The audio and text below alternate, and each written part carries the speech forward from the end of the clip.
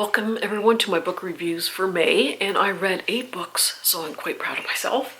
And yeah, there's no 5 stars. There's a couple that were close to it, but it was a very mixed bag and an enjoyable reading month.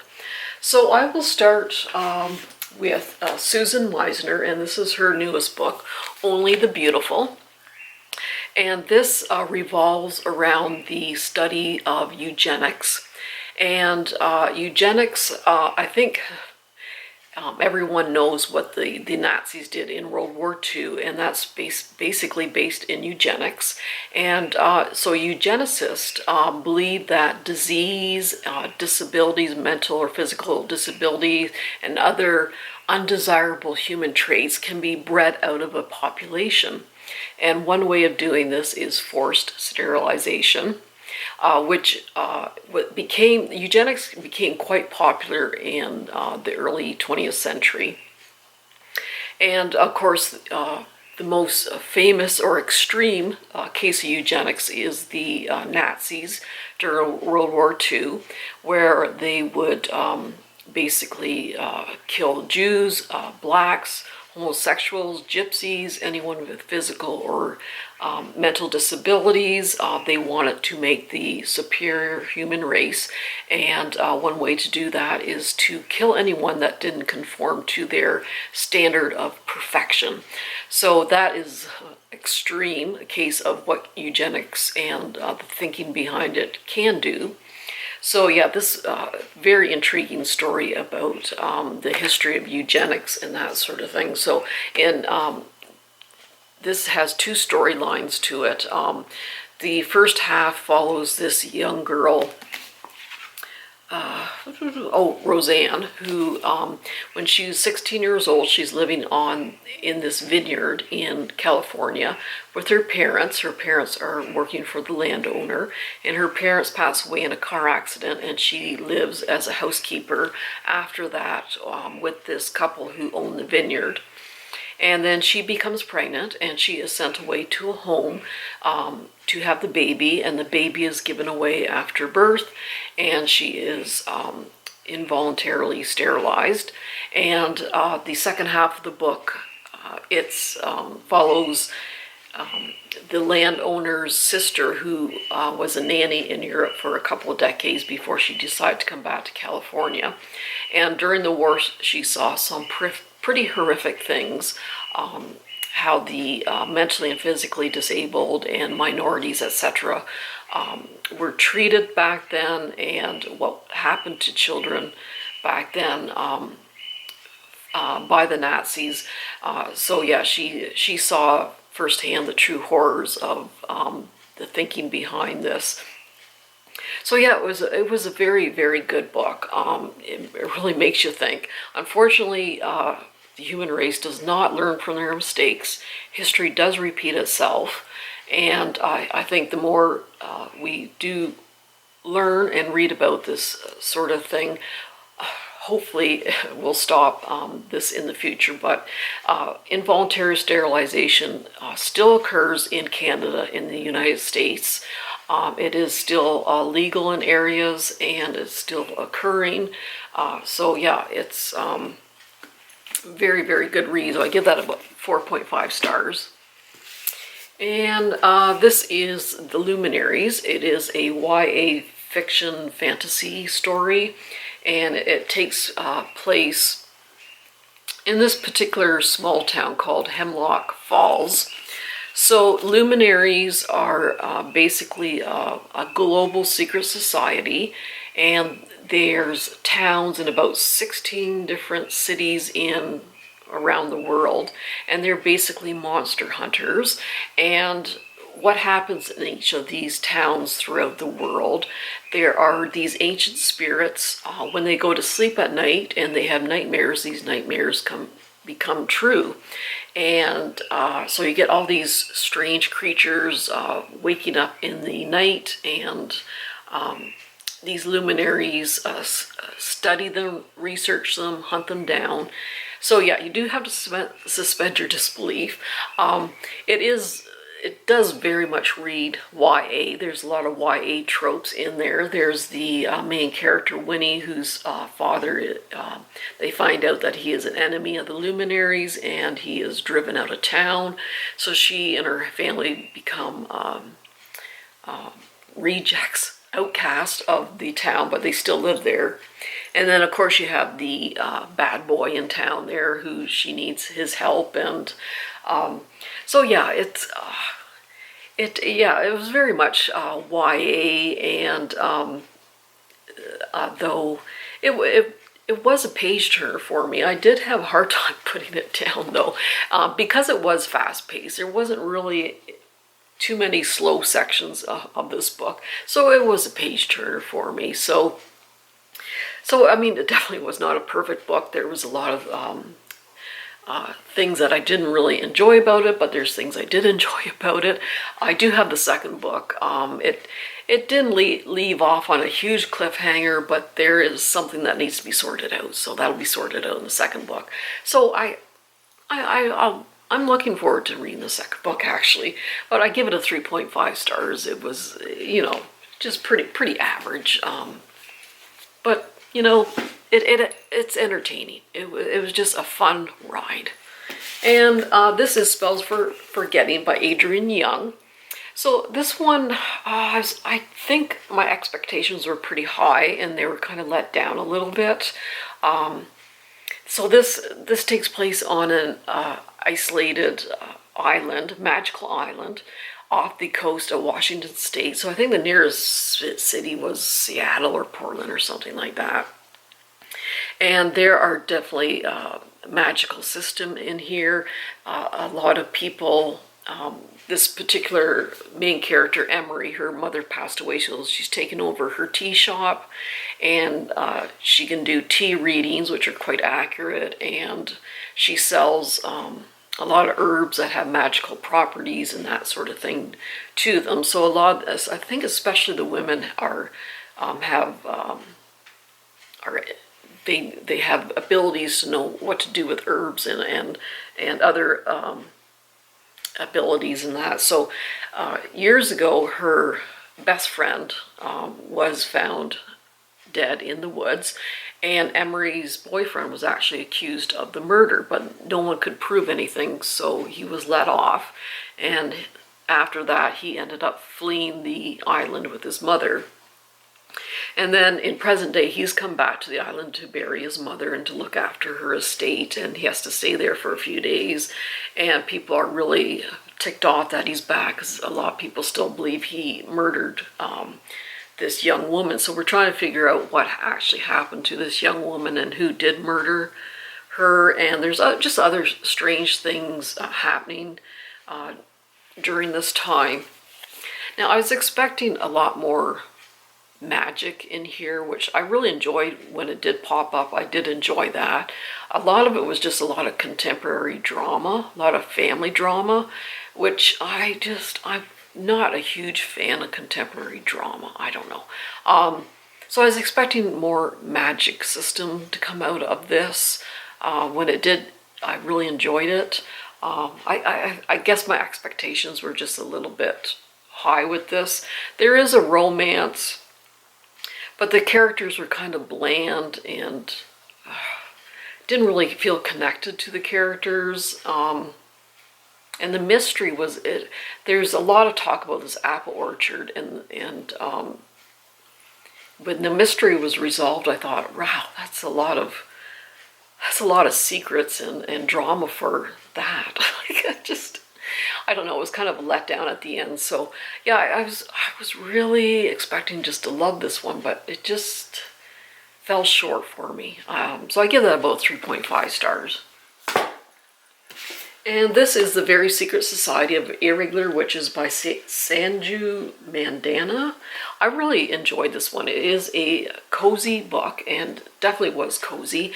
And it follows Mika Moon, who is a witch, and she was orphaned when she was quite young, and she was brought up by this society of witches, by various tutors and nurses and that, and they came and went, so she never really got attached to anyone, and she felt very lonely and unloved, and even into adulthood she still is moving a lot. She never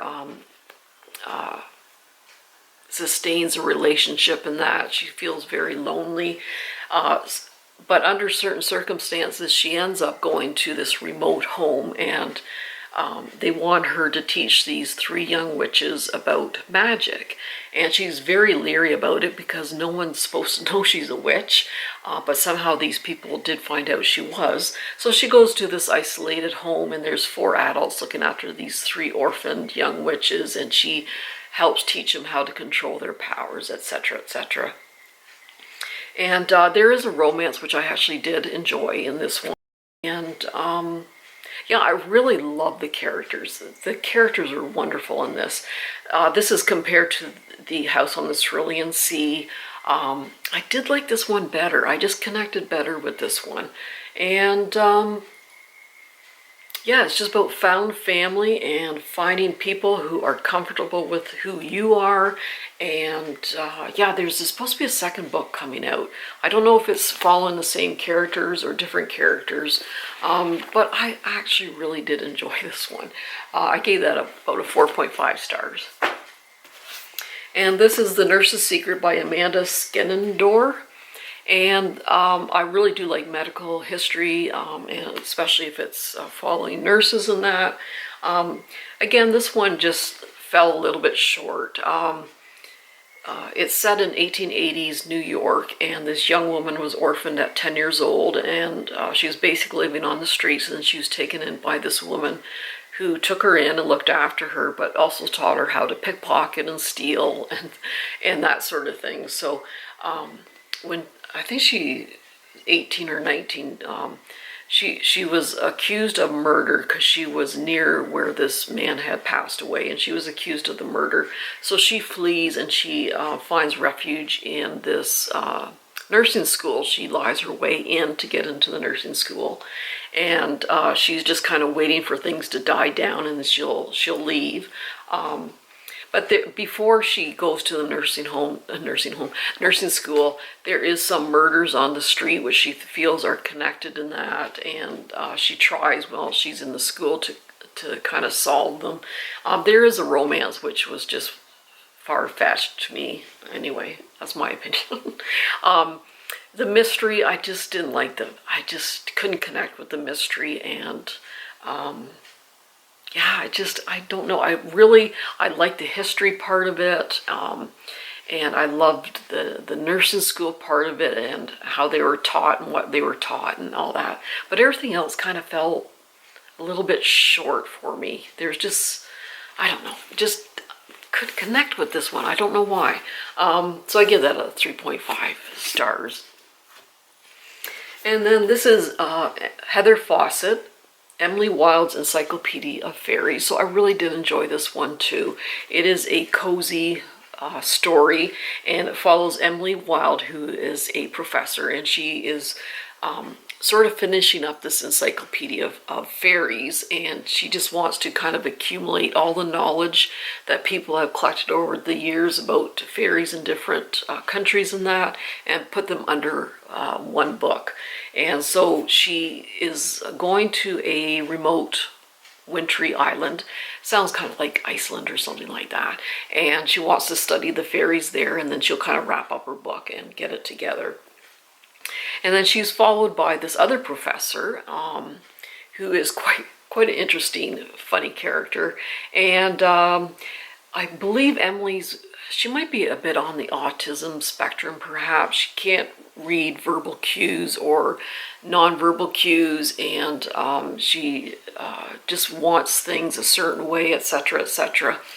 And so she's quite upset that this guy's showing up and wants probably take credit for her book, but anyway, but there's a lot of humor and banter, and the first 75% is quite cozy, and it's just a fun read. Wonderful characters, wonderful atmosphere, and then it kind of goes in a different tangent in the last quarter, like 25% of the book, which kind of threw me off a bit, but it was still enjoyable anyhow. And I'm really looking forward to the second book, so I give that like a 4.25 stars. And this is by Paul Doherty, The Nightingale Gallery. This is the first book in the Brother Athelstan mystery series, and this author has done other medieval sort of murder mystery series also under so this is the first book in this particular series. And I don't know, I didn't like this as much as some other medieval murder mystery series, like the Ariella Franklin books. I really enjoy. It's about this woman doctor from Salerno, Italy, who comes under the request of the king at the time to solve a murder mystery. And I really enjoy that series. And then there's another one by Cora Harrison, the Lady Judge series, and that is a woman judge back in Ireland in the 12th century or something like that. I really enjoy that series. This one was okay. It takes place in 1377, and King Richard has just passed away, and his grandson is going to be the heir to the throne, and his other son doesn't like that fact. But there is a murder mystery of this very wealthy, powerful merchant, and the coroner of London is Sir John Cranston, and then he takes along this monk who scribes for him and writes the reports, etc.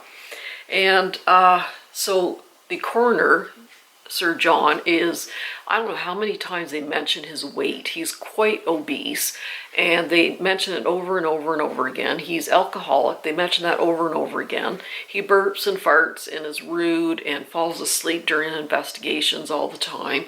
And Brother Athelstan does most of the solving of the murders and that. So it just got a little tiring after a while, hearing about how fat he was and how much he drank and farted and everything. There is some humor besides that, which I didn't really find that funny. There is interesting banter in that. I really like the character of Brother Athelstan, though. But yeah, it just didn't quite jive with me. I just prefer other murder mysteries from medieval times. And yeah, I don't think I'll continue this series. I don't know, it just did not click with me. And then the last book is Hunger by Donna Jo Napoli. And this is, I believe this is under middle grade YA fiction. And yeah, it does read like that. It is based on the famine of the 1840s, 1850s in Ireland. And it follows one particular young girl, she's 12 years old, and her family, and how they cope during this famine. And her family is tenant farmers, so they pay rent to an English landowner. And then there's a group of cottiers, I believe, that work for the tenant farmer. So the potato famine arrived, and most of the farmers relied on the potatoes as a base of their diet. And of course the potato famine destroyed much of the crop, and all the livestock and the grains, wheat, etc. that are being grown by the Irish people are sent back to England by the English landowners. And so basically there's nothing to eat. They can't get anything to eat if they wanted to. If they could be punished if they hunt on the landowner's property. So if they're starving and there's a rabbit, well, they can get in deep trouble if they kill that rabbit on the English landowner's land. all this food that the Irish do grow for the landowners is being shipped back to England. So when there's no potatoes to eat, there's basically nothing to eat. And it shows the racism and the oppression of the Irish people by the English. The English just think they're just basically animals, and they keep telling them they're exaggerating, that they're starving to death, and they don't offer any help to the Irish. The food just keeps being sent to England instead of helping to feed the famine victims. Probably at least 1 million people or more passed away from starvation and the disease that came with it.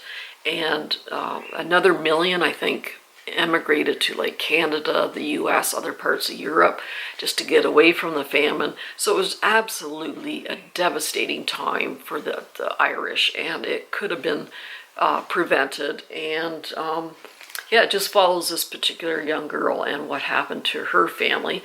And because it is middle grade YA, you do still get the horrors of what happened, but I mean, certainly not as much as an adult book would. So I do have a couple more books based on the Irish famine, but they are adult ones, which I would really, really like to read. But certainly it gives you a good idea of the horrors and the hardships of what they went through, and how the English just basically ignored their pleas and that. So very, very interesting read.